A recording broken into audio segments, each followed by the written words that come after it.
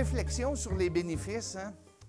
Bien, c'est sûr qu'on a une visibilité accrue. Hein? Ça, jamais on avait imaginé avoir plus davantage de visibilité à partir de la génération d'une idée, puis à travers la collaboration qui ont fait que ça a pu se réaliser.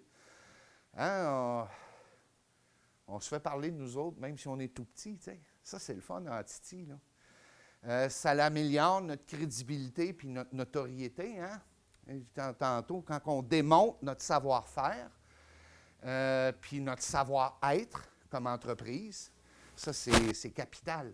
T'sais, on peut être excellent, mais si on ne sait pas être un bon entrepreneur, un bon collaborateur, bien, ça ne fonctionne pas. Ça nous donne des ouvertures sur des opportunités inédites. Je n'aurais jamais cru retrouver mon coulis dans du chocolat, mais quelle bonne idée. Puis, ça permet une diversification de l'utilisation de ces produits. Hein? Et puis, au niveau des humains qui composent l'organisation, ça nous aide à développer la persévérance et la résilience.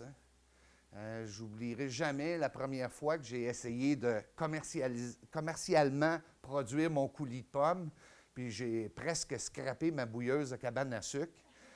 C'était, ça prenait une méchante drive pour pouvoir revenir, mais le désir d'arriver où on veut arriver fait en sorte qu'on réussit à passer à travers. Puis, la fidélisation des clients, vous savez, un petit produit aussi anodin qu'une crème glacée aux pommes ou un coulis, bien, il y a bien souvent, le client vient te voir, puis là, bien, il va entraîner. « Hey, j'ai de la famille en fin de semaine. Venez, on va aller voir mon monsieur des pommes. Il fait des choses extraordinaires. » Fait que la fidélisation, bien, elle vient d'abord de nos clients de première ligne, mais ça nous introduit dans leur relation, puis ça fait que l'an prochain, il faut envisager agrandir notre stationnement au verger, là, parce qu'on a été au moins 5 à 6 journées de week-end où on a dû mettre une barrière puis refuser l'accès.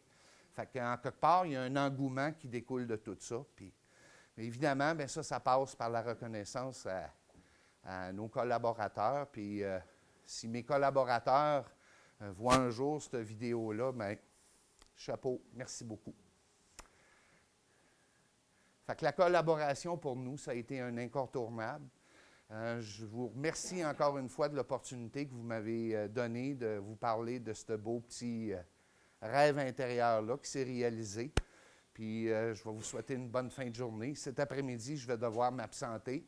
Obligation d'affaires oblige, mais j'ai eu passablement de plaisir à échanger ça avec vous. Merci. Oui, moi, je voulais juste mieux comprendre. Le principe de collaboration est clair là, dans le cas de vos produits de troisième transformation. Donc, vous êtes une entreprise en amont dans la chaîne, puis là, vous approchez les transformateurs par un produit à partir du vôtre. Oui. Vous travaillez en chaîne de valeur comme ça. Mais quand vous parliez des aspects techniques de votre production, là, la lutte intégrée et tout ça, de mon point de vue, je regardais ça, puis je voyais plus une relation traditionnelle client-fournisseur. C'est du service conseil, dans le fond. Qu'est-ce qui fait que c'est de la collaboration? Y a-t-il de la recherche sur la ferme? Vous avez tout à fait raison sur cet aspect-là, vu de la perspective d'une relation client-fournisseur. Mais moi, dans ma façon de faire les choses, je veux que le chercheur qui vienne chez nous, là, il va tirer davantage de bénéfices que ce qui est initialement entendu. Je m'explique. Quand on a fait notre premier projet d'introduction de prédateurs d'acariens, l'entente, c'est tu nous trouves un verger qui est en équilibre au niveau de l'autocontrôle pour les acariens nuisibles, tu nous montres comment faire, tu nous aides au premier transfert et merci beaucoup. C'est fini là. Alors lui, il a conçu son protocole du meilleur de sa connaissance. Puis dans son protocole, il y avait une intervention acaricide, hein, c'est le produit qu'on utilise pour tuer les acariens nuisibles, au début de la saison, de façon à minimiser l'impact sur ma récolte. Mais tu parles avec ton collaborateur, parce que pour moi, c'était bien plus qu'un fournisseur, c'était un collaborateur. Moi, je le voyais de même, puis on a poursuivi par la suite sur d'autres projets.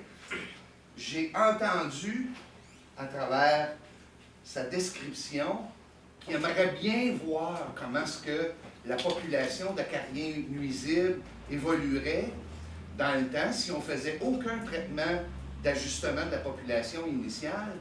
Mais il comprenait que ça avait un impact, puis blablabla. Mais dans ma configuration verger, j'ai une petite parcelle à 0,4 hectares. Puis après discussion avec mon associé, mon épouse, hein, on a convenu que, hey, il serait content de savoir c'est quoi qui se passe. Fait qu'on laisse-tu aller les acariens nuisibles?